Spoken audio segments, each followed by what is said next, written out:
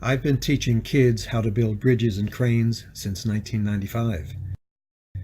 This is not a shop class, but an integrated math engineering program. The kids learn basic engineering, related math concepts, and useful construction techniques. The goals of my junior engineering program are: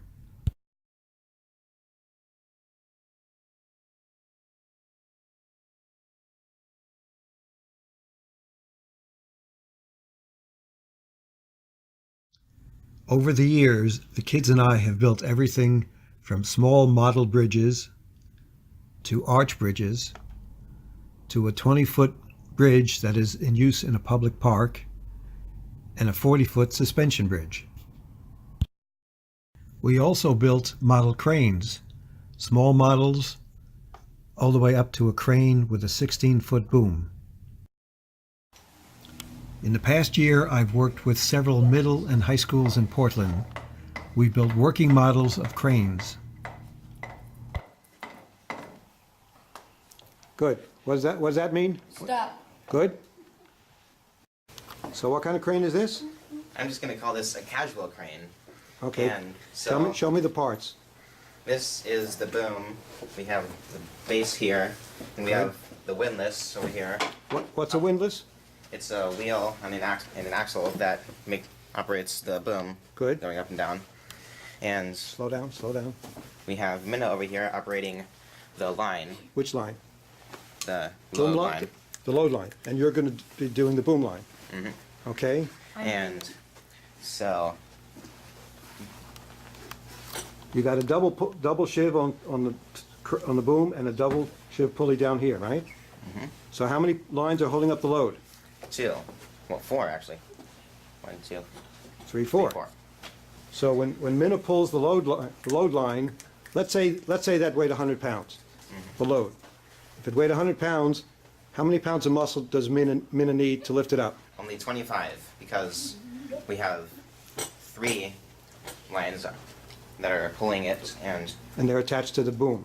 and 1 line is pulling up the actual load, which only, so the rest of 75 pounds are put on the boom, and only 25 needs to be pulled. Right, so she only needs 25 pounds of muscle to lift a 100-pound load, right? Okay. Well, let's see you in action. Show me some hand signals. Okay. What's that? This is a spool, and we're going to be using it as the place where we're going to put the load. That's the target for the load? Okay, why don't you move it in a little bit? Good. Okay, show me the hand signals.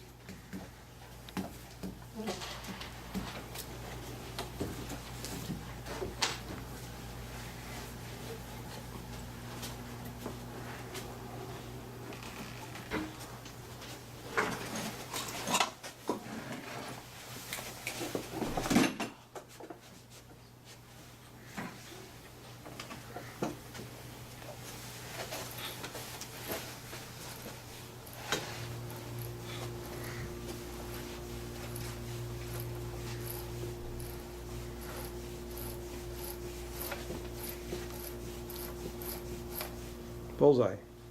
Good work. The crane tipped over because on the boom side of the equation, we had 1,609 inch-pounds.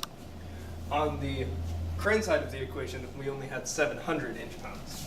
So to stabilize the crane, we want to bump that up to 2,100 inch-pounds. By doing this, we have to add 1,400 inch-pounds. So over here, we have 1,400 inch-pounds equals 57 times D. We found 57 by taking 3 blocks, which weigh 19 pounds each. So if we have 57, or 1,400 equals 57D, that means we have to divide by 57 to get 24.56 equals D. This we can round up to 25 inches and place 3 blocks 25 inches away from the pivot point of the crane. So you took 2 cranes and put them together. You got 2 windlasses. Show me the brake release. Which one? which windmills? Before you release the brake, what are you going to do? We're gonna hold on here to make sure that Hold on what? we're gonna hold on to the handle to make sure that it doesn't fall when I And- release the brake. Okay, show me the brake release. Pull here. Good, good. Now engage the brake. Good. Now what about the other windlass? So right here is the brake, and we're gonna hold on to the handle again to be sure that the Okay. brake doesn't fall, and then Good. rotate it. Okay, now one other thing, guys.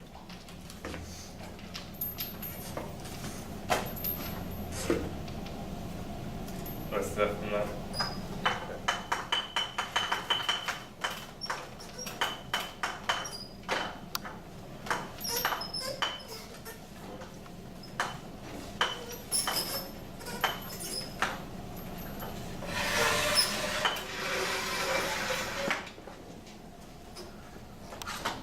Something's going on.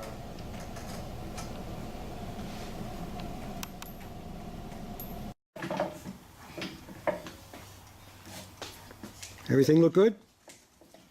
Yep. Okay, Foreman, go.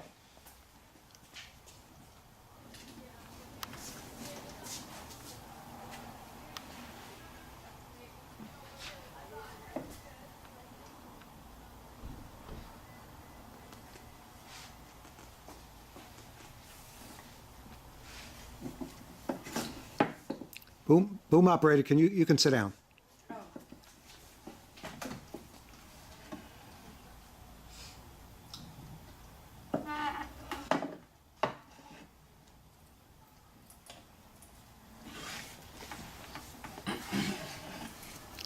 Make sure you don't hit the side of that cage. You got to go directly in the middle and then.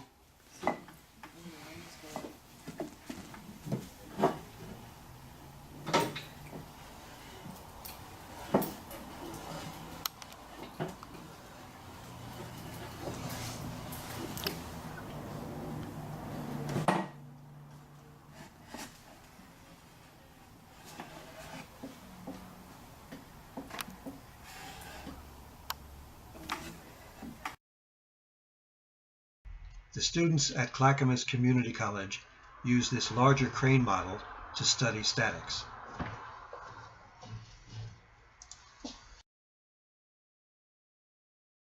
Abrielle, you're the foreman.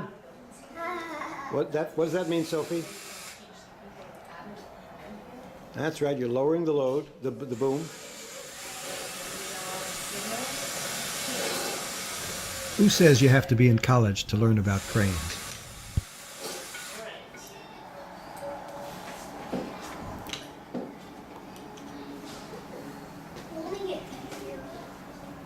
Keep going, Sophie. That's right. Stop. Abrielle? Okay, Laurent, that's you. Slowly.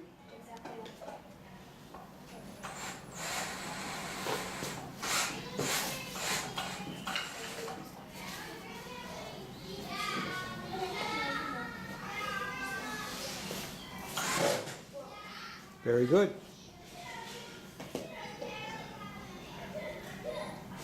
Go a little faster, Laurent.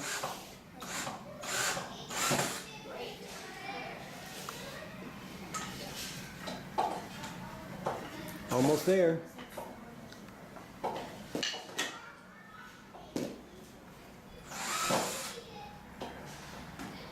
Perfect. Good job, girls. We also built many different bridges. We started with truss bridges. First, a deck truss. This right here is a deck truss. This is the top cord, which is in compression, and this is the bottom cord, which is in tension. So if we put a load on the bridge, will the bottom cord stretch because it's in tension? Yes, it will. So before we put the load on, let's see how loose it is in the front. It's very loose, Okay? little tension.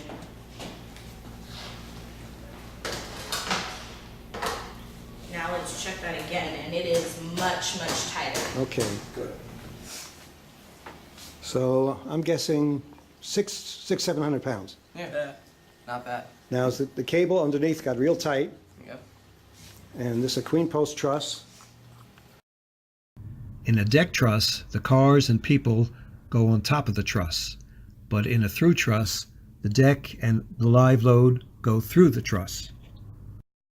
Alright, so this is a through truss bridge, and then before we added the load, the height, the distance between the bottom of the bridge and the floor was 32 inches. And then after adding 51.5 pounds, it only went down 1 inch, so now it's at 32. All of the 55-pound load is concentrated on the bricks on the deck. A pony truss, like this 20-footer, which is rated at 4 tons, is a through truss with no overhead connecting beams.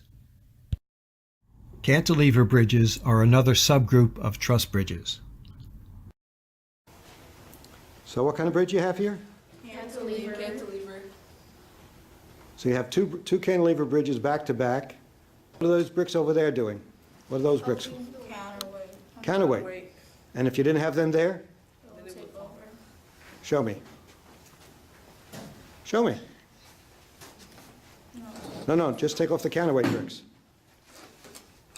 Wait, do it again so I can. The kids and I have built lots of arch bridges. Truss and arch bridges differ in how they transfer the loads, that's the people, cars, etc., to the ground. But arch bridges are different.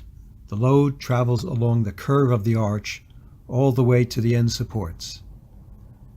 This force tends to push the ends of the arch apart.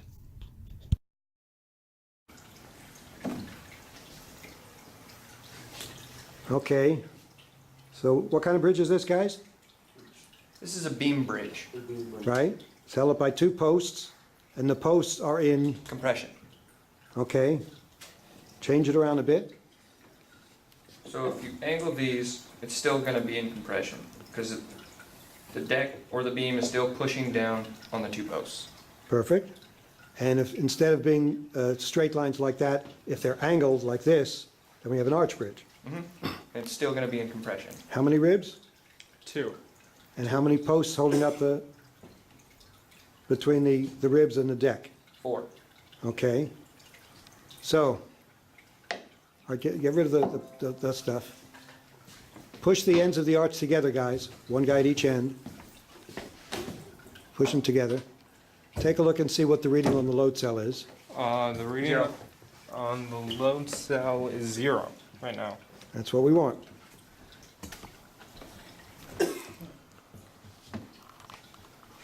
Okay. Spread the ribs apart. So the only thing holding the ribs from spreading apart, the ends of the arch, is The tie, and right now, the more you expand it, the more pressure is towards, the more pressure on the tie will be exerted, or more Okay. tension on the tie. yes. Well, what's Right, okay? Deck.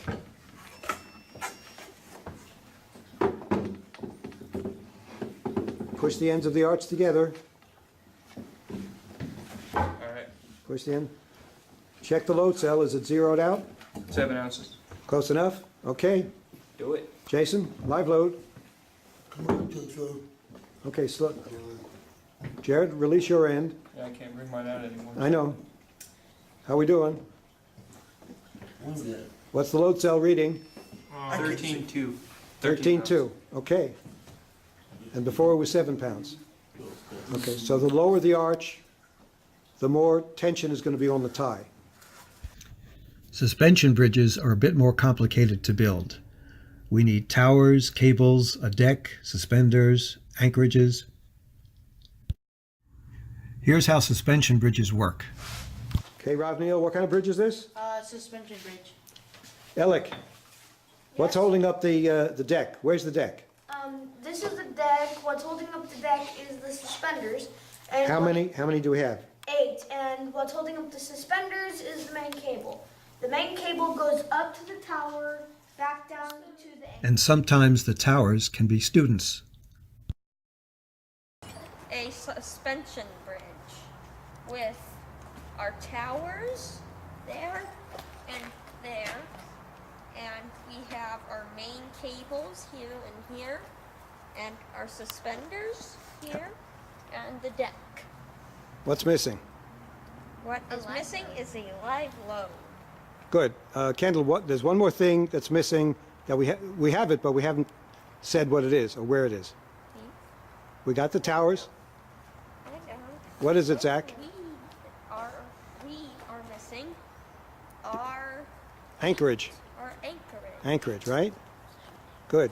There's a live load. Angie's got the... Hello. Hello. You're not touching the ground, right? Nope. No? Painful? Yeah. Well, that's what you get when you're a tower. At Open Meadow High School, we built a 40-foot suspension bridge that held the entire class. The towers on the Golden Gate Bridge are 746 feet high, and here's a view from the top. You can see the main cables, looks like they need a coat of paint, and the suspenders that hang down from them.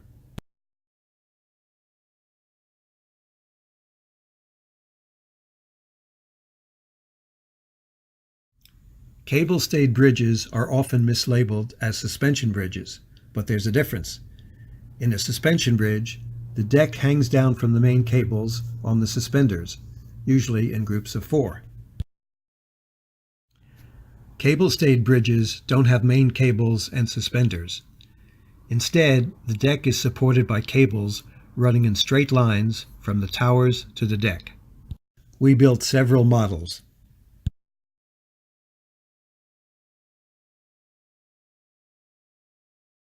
This is the cable bridge, and we're putting 23 pounds and 7 ounces on. That's the live load. Go ahead. So one in the middle. I got the other one. Abby, all in the middle like that. Thin as a fiddle.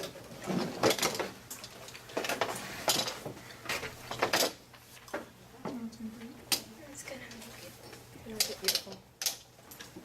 So you got cables from the towers to the deck attaching to the cross beams. How'd you get all those cables tight?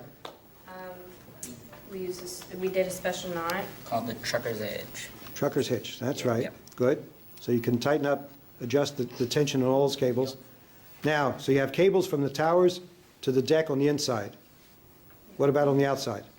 Oh, on the outside, we have lines connected to the seat clamps, which act as a Supporter, so the bridge doesn't go on to the middle, Yeah, and like it's even. curve. Right, if we didn't have that, the bridge would just. the towers would tip in, right? Nice. Then you made another cable-stayed bridge, right? Yep. Yeah. Let's take a look at that. This one has only one pillar, Yes, good. and we have to have support in the back for the front to not tip over. Oh, so the deck is cantilevered out about 3 feet, right? Yes. And you have a live load on the, and, This cage is about like 10 pounds. Plus the bricks. so that's the counterweight, right? Yep. Now, what would, slowly, if you take out one brick from the counterweight, one more. Tap on it. It Okay, bears. so it's barely balanced, right? I worked with a team of engineering students at PSU to build this 32-foot-long cable-stayed bridge. Over the past 20 years, I brought my junior engineering program to over 1,000 students. The program could not have survived this long without the assistance and financial backing of many local companies. The most recent contributions were from